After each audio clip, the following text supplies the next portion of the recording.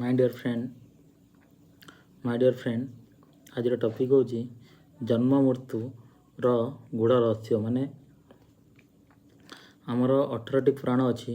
18टी पुराण मध्य तन्मध्यरु गरुड़ पुराण रे लेखा अच्छी जदि कौन व्यक्ति किंबा युवक किंबा वृद्ध से माने मरुचंती मृत्युवरण करचंती सेमानंकु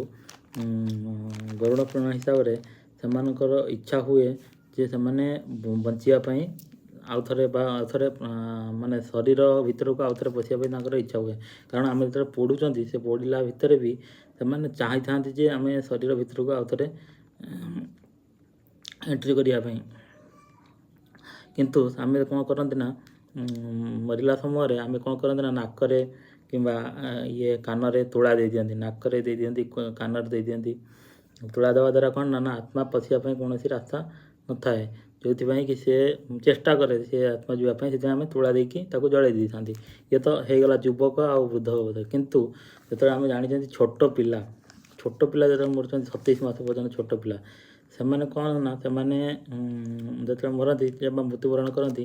भगवान ऐसा ना करे किसी के साथ हो जाए ऐसा छोटा बच्चे के साथ लेकिन एक जैसे कि एक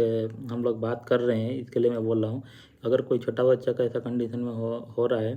तो उसको क्या करते हैं हम लोग दफनाते हैं मतलब हम लोग उसको पुती दियंती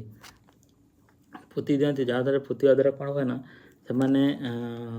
ये पुतंती जे से संसार भितर को आसी न था कि संसार कौन जानी न था सन्यासी जो आमर सन्यासी जो मैंने सन्यास धारण कर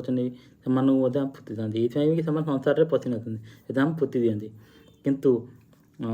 से छोट पिला माने जो पुतिवा द्वारा कौन हुए ना तो से गोटे आमर गोटे अच्छी हिंदू धर्म कि मुस्लिम माने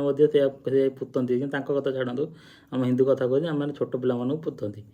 तो ये पुतंती से संसार को आसी न था किंतु जो वृद्ध बा युवक कथा कहुँ आम जड़े था कहीं से संसार को आसी था तो आज टॉपिक है कि यही विषय आम माने अधिका जानापी हेले आमको गरुड़ पुराण पढ़ा पड़ो तो ये हूँ जन्म मृत्युर रहस्य कि आम वृद्ध व्यक्ति कहीं पोती था आ छोट पिला कहीं माटी पोती था तो आज एति थैंक यू।